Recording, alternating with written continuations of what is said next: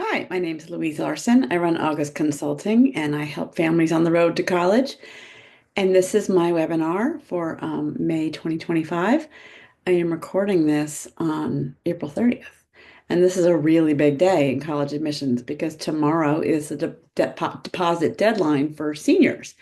So if you know a senior in college, they probably know where they're going as of now. So I am going to give my usual news and notes, and then I'm going to dive into why no one should apply to all of the Ivy League schools.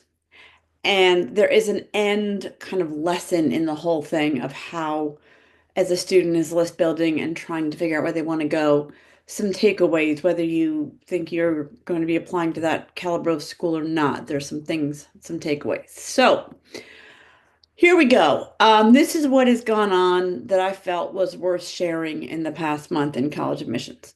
Um, Forbes shares a college financial viability set of data.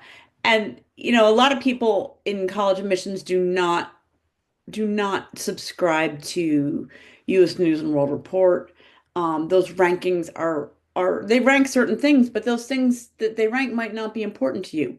But college financial viability is really important. So that is something to, if you're going to do any kind of searching or research, that would be a good set of data to look at. I came across this today. I thought this was really fascinating. Colleges that accept less than 20% of the applicants received in 2023, they received 1.9 million applications. In 2001, so about 22 years before, they only received 600,000. So they've tripled applications.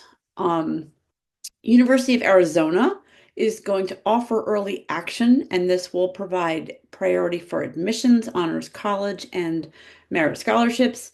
I'm in the Northeast, but so I don't get a ton of kids interested in University of Arizona, but in the West, it's a really incredible option. It really offers a lot. So if you anticipate applying there, getting in an early action would give you some priority for um, some good stuff. There was a report in Axios that Northeastern teenagers are migrating to Southeastern schools, and it's something I see. These schools offer certainly the public schools offer a better starting point for tuition. They give merit scholarships. They have fun sports. They're known to have good social lives. They have weather that could be very attractive. So there definitely is a little bit of a migration there. I saw this article in The Atlantic and it just had a quote in it that really resonated with me because if you're watching this, you must be wondering something about college admissions.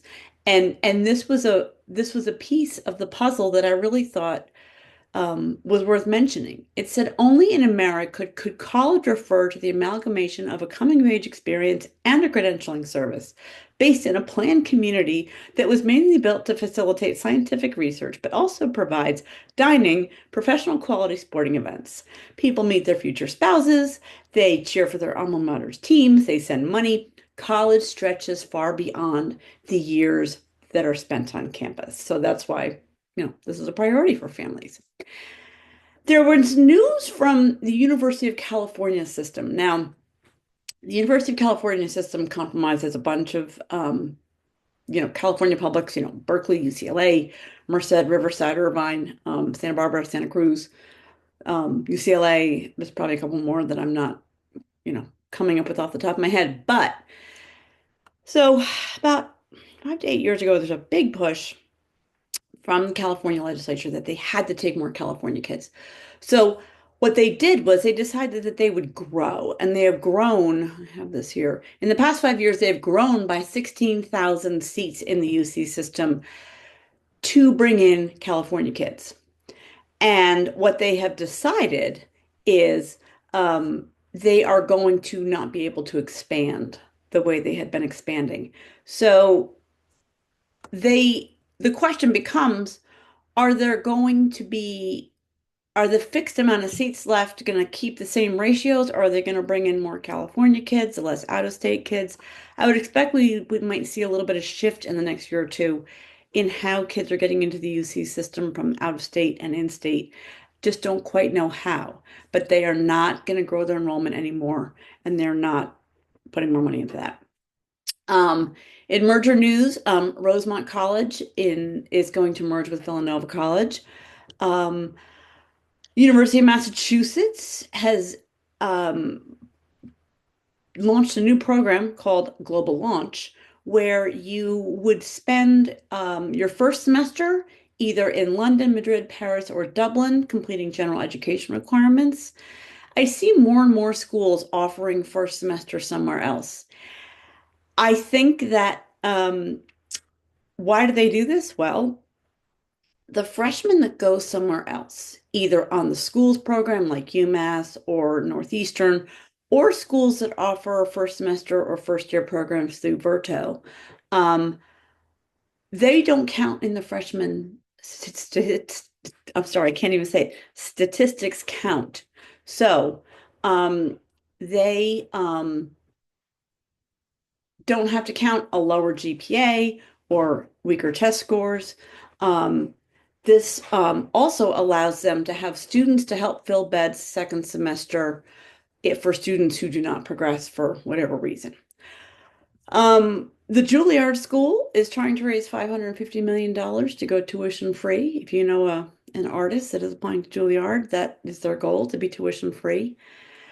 Waitlist movement is all over the place. Everything from Ivy League schools on down. I'm hearing all sorts of little bits of waitlist movement, and waitlist movement creates a domino effect for current seniors. So if a really, really selective school offers a kid waitlist, and that's going to pull a spot somewhere else, and on it goes. So there's definitely waitlist movement this year that I'm seeing. Last month, I talked about why this is so complicated. And if I had the technological skills to splice this little bit of news that came in recently, I would try to tack this on there, but that's never going to happen. On April 23rd, Boston University announced that they're going to stay test optional, which is great. But with the new ACT optional science section, the ACT is I talked about this a couple months ago, has all sorts of new, they're making the science test section optional. They're offering the ACT online. Um, so BU is going to stay test optional, but they are not going to make the science section of the ACT optional. In order to submit your ACT score, you will have to have the science section. This starts to get really complicated because you're like, okay, does my kid need to take the science section? And I will contrast that with Purdue, who announced that specifically in with the new ACT, they will not review the science section. So even if you do it, it's not going to be evaluated. So the science section is not valuable to Purdue, but the rest of the test is. I don't know. But this is why this is so complicated, because now we have a school that is test optional, but not science optional for the ACT. So it's going to be going to come down to like going to each school's website when a student finalizes their list to see exactly what is the testing requirement for that school. Um, all right. Oh, I went to Boston over my break in April and visited a bunch of colleges. And I mean, I forgot how complicated it is to book tours. I mean, I wanted to go over to this part of town and see two schools, but one had tours on Wednesday, one had tours on Thursday. I couldn't go over there the same day. I'm trying to like, get out Google Maps and figure out if I'm here at a 10 o'clock tour at this school, could I get to a noon tour over at, you know, it was so confusing, so complicated. And I just kind of gave me some sympathy and a reminder for if you're a parent out there trying to figure this out, it is not easy to figure out when you're going to get to campuses and how so. Um, I've heard, you hear a lot about demonstrated interest. I heard a new expression called colleges giving students an affinity score. They add up how much the student has engaged with them, and the affinity score is part of the application of the holistic evaluation of the application. So I'm sure we'll be hearing that word more. There's a new application plan. So we have, early decision, early action, rolling, regular decision. Now there's also, like, you hear about some schools offer instant decision. Um, and now there's late decision. Late decision is being offered by I'm not Burlington, Bennington College in Southern Vermont is offering late decision. And this is for students who maybe they have applied to some schools, but they really feel like they don't like where they are and they still want to submit an application. So Bennington is offering late decision. I have a lot of students that were deciding this spring, making choices. And, one of the money saving loopholes, you can look at the schools financially and say, okay, the school gave this merit money or this scholarship or costs this much or whatever. But another money filter to look at is your students either AP, IB, or dual enrollment credit, and how that school is going to evaluate that and possibly give a credit. Now, once you know exactly what school you're looking at, it's easy to just Google like AP credit at, whatever college in a some sort of document will usually show up, and you can see, oh, my student could get some money here that maybe might make this school more affordable than we realized. Um, you can also look at what would potentially be involved with being a resident assistant, which can pay for room and board. You can look at doing some summer work in community college at your local community college and see if that might make things more affordable. Some schools offer summer in-state tuition, like a public schools might offer the summer tuition at the in-state rate. And certainly the other thing to look at is 4+1 programs where maybe you stay one more year, but you do get a master's degree. So those are all things to factor in, especially senior spring when you're looking at how much is this actually going to cost. Um, so the state of Indiana University is a very popular school. They've got a great business school. They've got a lot of great things there, great sports.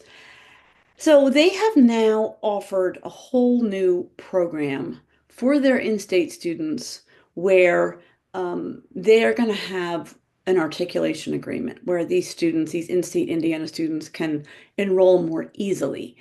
And when I see that, it makes me think that perhaps Indiana might get more selective for out-of-state students. If they've put together an on-ramp for their in-state and trying to build up those numbers, perhaps it could be more selective for out-of-state. I don't know for sure. Just that's what I think when I hear that bit of news. Wellesley College has like gotten headlines for being the first school to reach $100,000 sticker price. Now, that's fine, but you really have to, when you look at sticker price, you really have to look at direct build costs, and that is tuition, housing, fees, and dining. And that price at Wellesley is $92,440. And I know that's still an insane amount of money, but you really have to look because they can put any amount of money they want for um, overall sticker price in terms of books, personal expenses, and travel. So, if you live in Boston and they factor in $2,500 for travel, it's not going to cost you $2,500 to get to Wellesley. But if you live in LA, it might cost you $5,000. So those numbers I just feel like are kind of made up. So the point is, nobody is direct cost at $100,000 yet, but we are really close. And if you have a student in high school, you might see the $100,000 Rubicon crossed indirect costs. There's a lot of news about the Department of Education and, what is going to happen with it. And where this factors into college planning for a family is this department handles the FAFSA and they handle all the college data. So there is a just mountains of data that is collected, and people like me use it. Colleges use it. This data helps figure out who got in, when did they get in, kind of GPAs. I can get to all sorts of data. I don't know if that will still be there, and that would make this if that data is not collected and accessed, This will be more cryptic. It will be a little bit more like, you know, more like throwing darts with some things than really having like firm data. And in that vein, with everything going on with cuts at the graduate level, I can't imagine they wouldn't trickle down to the undergraduate world. And I think full pay students will really have an edge moving forward in the next application cycle, potentially. That would be a side effect of that. So that's what I've got for the latest little bits of news in college and college planning.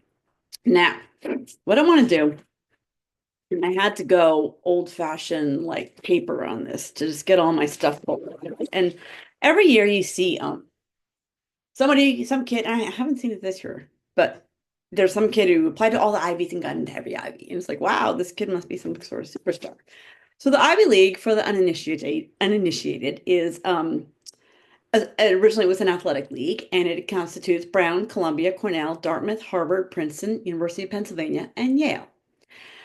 And they're very, very prestigious, and they have very, very selective admission rates. And, they are what they are. There's a lot of glamour and aura around them. They're great places. They're beautiful campuses. There is certainly an argument in the college world that these schools might be better choices for graduate school, that they might not do the best job with their undergraduates, that maybe a school that undergraduate education could be better elsewhere. But we'll leave that aside. So when I see a student that wants to apply to all the Ivies, I'm going to apply to all the Ivies, and I'm like, okay, why? And because it would be very exciting to get into one.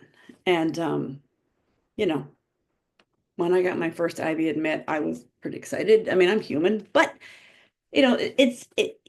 So let's dive a little deeper into why you should not apply to all the Ivies. Um, so all of the schools range between about 6,600, about 5,600 undergraduates to about 9,000, with the exception of Cornell, which has 15,730 undergraduates, and Dartmouth, who has 4,400. You can't possibly be seeking both potentially. I mean, 15,000 is triple the size of 4,000. So there's no way that somebody could go to Dartmouth and Cornell and say, these are both my dream. It's counterintuitive. You can't love them both. Um, University of Pennsylvania and Columbia are in deep urban environments. Dartmouth is like in the middle of like this bucolic green space in New Hampshire, completely different beasts. Um, Princeton is like the quintessential traditional suburban school with Nassau Street running through it and shops on the other side of the campus. It's so if you really love Columbia and that's your dream, sort of hard to say, and Princeton and Dartmouth are too. If you really want that urban environment, sure, maybe Penn, maybe even Yale, because that's kind of a smaller city. But when you look at the locales of these schools and the sizes, it's kind of like saying, I want to apply to them all. It would be like saying, I'm going to buy a car tomorrow. I might get a Miata or a station wagon or an F-350. I just can't decide. And that, you would, if somebody said, I'm going to buy a car tomorrow, I'm picking between an Accord and a Camry. All right, that makes sense. But the size and the location just, it's impossible to say I want all that. Um, so that's just kind of on the surface. Let's dig a little deeper. Dartmouth has the D plan. Dartmouth runs 4 quarters a year. So your freshman year, you go for 3 quarters, and after that, you're moving around. You're required to do 3 quarters freshman year on campus, and senior year, you have to be there for 2. Everybody's supposed to do a summer, but so your posse freshman year might you might not be on campus with them again very much, depending upon how you proceed on the D plan, because they've got you're supposed to spend, I believe, at least 2 quarters away from campus. So if that excites you, great. But if you're like, wait, I want to like be at the school for 4 years, maybe Dartmouth is not for you. Dartmouth is um, a liberal arts college, you're not really applying to a specific school at Dartmouth. You're probably citing a major of interest to you, but you're not like applying to like engineering.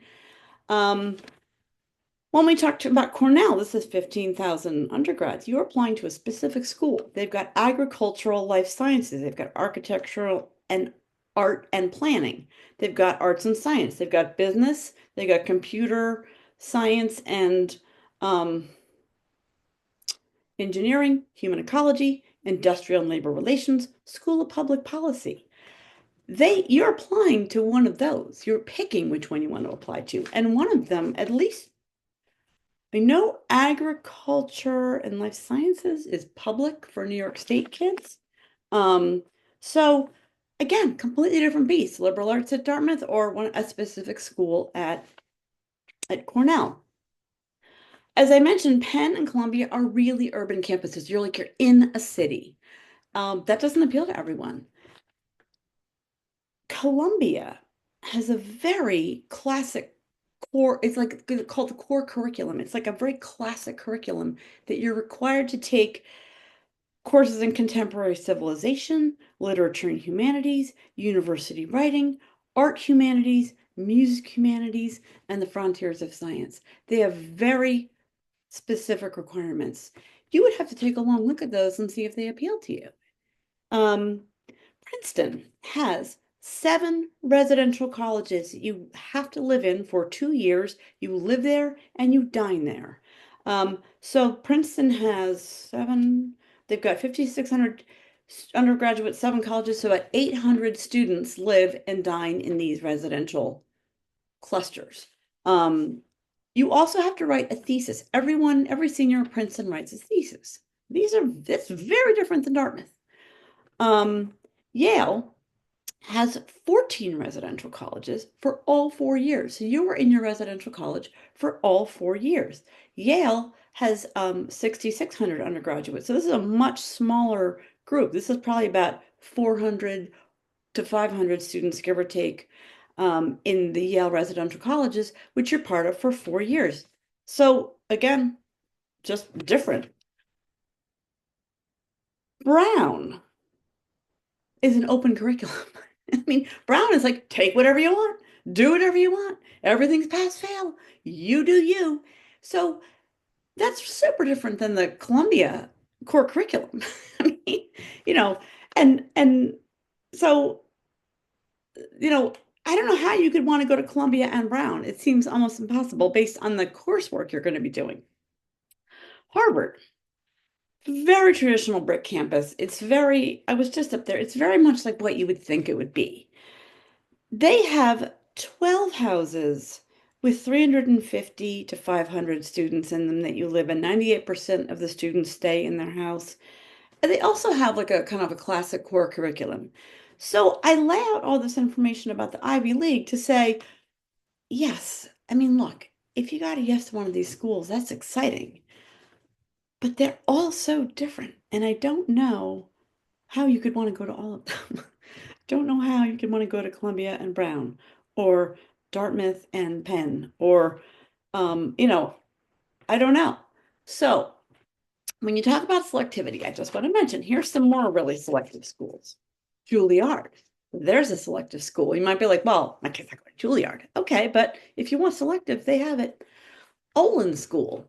The Olin School of Engineering is this tiny little school up in Massachusetts, and you know, not that many kids want it. The Webb Institute is this little like marine science type place on Long Island that like kids all live in it's like a giant, I think the kids all live in like this giant mansion. I'd have to double check that.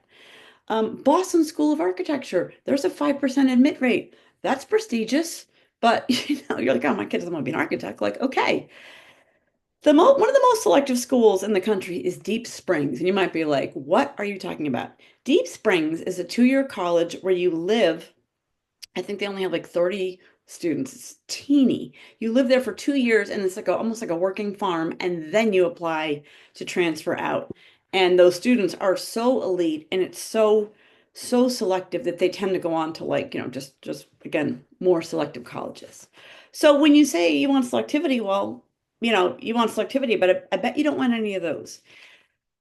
So here's the message from all this.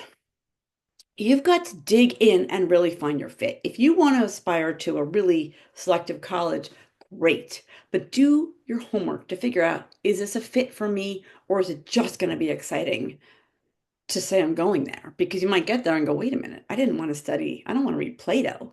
I didn't know I'd be doing that. Or the Brown curriculum, open curriculum might be too loosey-goosey, and you might be like, I'm not comfortable with this. So dig in and really do next level research to find your fit. And ask yourself some more broad questions, not so much like, wow, I really want prestige, but ask yourself bigger questions like, what kind of financial situation do I want to be in? Can my family comfortably pay a lot of money and it won't be a sacrifice? Great. Or is that not, or do you need to be more strategic? And if you want to graduate debt free, it's going to require a little digger, a little more digging on that, on to find who might give you merit scholarships. Do you want to go abroad? And what might that look like? And I actually was thinking about this, and I think I'm going to do my June webinar on writing because it's writing season, but I might do July on going abroad because there's a lot to think about with that. So if you want to go abroad, what does that look like at your school? Do you go on that school's program or are you going to be farmed out to another program somewhere else? Can you be farmed out to another program somewhere else? Do they offer a 4+1 master's? Is that something of interest to you? So these broader macro questions is what you should be focusing on to find your fit, not just like, I want to go to an Ivy League school. What does that even mean? So that's all I've got for May. Congratulations to all the seniors that have put down their deposits and probably wearing their college swag. It's very exciting. And I'll be back in June talking about writing. And then I think July will be talking about going abroad and some things to think about. So thanks for following along and reach out if you have any questions.